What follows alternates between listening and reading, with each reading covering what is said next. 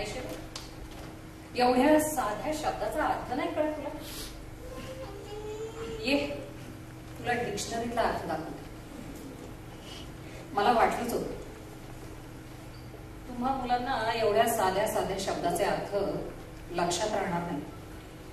बहुधा कठीण शब्दांचे अर्थच आपल्या लक्षात राहणार नाही. साधे शब्द वापरून वापरून एवढे गुळगुळीत झालेले असतात, एवढे अंगवळणी पडलेले असतात की त्याचे अर्थ आपल्या लक्षातच राहत नाही. आणि त्यातलाच एक शब्द म्हणजे आई. आणि हा दुसरा रिटायर, RETIRE. ऐक, तुम्ही ऐका. Retire, withdraw, go away, retreat, receive, go to bed. आणखी एक अर्थ आहे गिव्ह अप ऑफिस और प्रोफेशन और एम्प्लॉयमेंट. थोडक्यात रिटायर होणं म्हणजे नोकरी सोडून देणं, निघून जाणं, झोपी जाणं. आणि रिटायरमेंट म्हणजे सेवा निवृत्त होणं. तुमचे पप्पा झाले ना तसं. पण हे तुला कसं लागलं? तू आमची आई आहेस, कोणी नोकर नाही. तुम्ही वयाच्या कितव्या वर्षी रिटायर झाला? 55. आज तुमचं वय काय? 58. आणि आपल्या दोघांच्या वयात अंतर किती? 2 वर्ष. बघा, म्हणजे 1 वर्षापूर्वीच मी रिटायर व्हायला हवं. हो, पण जर तू नोकरी करत असतीस तर. कारण फक्त नोकरी करणारी माणसं सेवानिवृत्त होत असतात. असं मला वाटतं सेवा करणारे सेवानिवृत्त होत असतात. त्या अर्थानं मी सेवानिवृत्त होते. कारण गेली 40-50 वर्ष मी नुसती सेवाच करते. कुणाची? तुमची, तुमच्या मुलांची, त्या अगोदर आई वडिलांची, वडील गेल्यानंतर मामा मामींची. प्रत्येक वेळी लेबल मात्र वेगळं होतं. तू आमची आई आहेस. आई हे तुमच्या बाबतीत माझं लेबल आहे. तुमच्या बायकांकरता सासूचं लेबल मला चिकटवलं आणि पप्पांकरता बायको ह्या नावानं मी सेवा केली.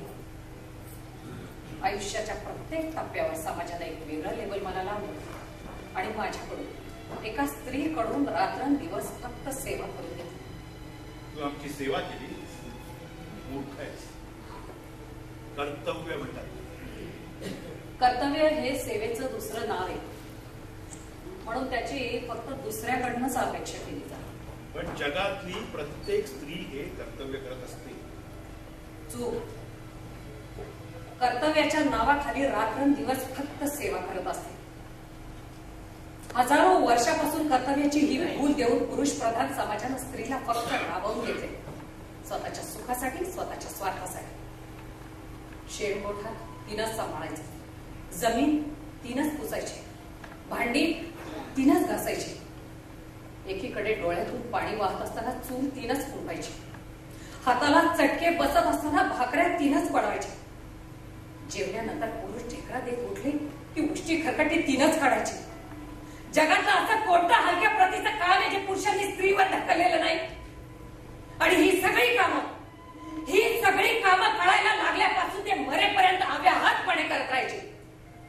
आणि तुम्ही वयाच्या 55व्या 60व्या वर्षी रिटायर होऊन निवृत्तीनंतरचा आराम उपभोगायचा, विड्या फुंकत गावभर भटकायचं, रात्रभर मित्रांबरोबर गप्पा मारायच्या, पत्ते फुटायचे. पुरुषांच्या एका विशाल समाजानं स्त्रीवर केलेला हा अन्याय, घोर अन्याय. लग्नापूर्वी आणि लग्नानंतरही स्त्रियांवर होणाऱ्या या अन्यायाविरुद्ध मी माझ्या शक्तीनुसार लढले. आजही मी तेच करते.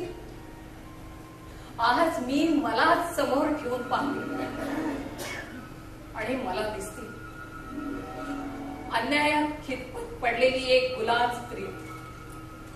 समाजानं मुलगी ह्या नावानं विकत घेतलेली आणि म्हातारी म्हणून आडगळीत फेकून दिलेली एक स्त्री. तिच्यावरच्या अन्यायानं माझं मन आता पेटून उठलंय. आता मी कुणाचीही बायको नाही, कुणाचीही आई नाही आणि कुणाचीही आजी नाही. मी आहे फक्त एक स्त्री, आणि माझ्या न्याय्य हक्कांसाठी 1 महिन्यानं मी रिटायर होणार आहे. यात 1 अक्षराचाही बदल होणार नाही.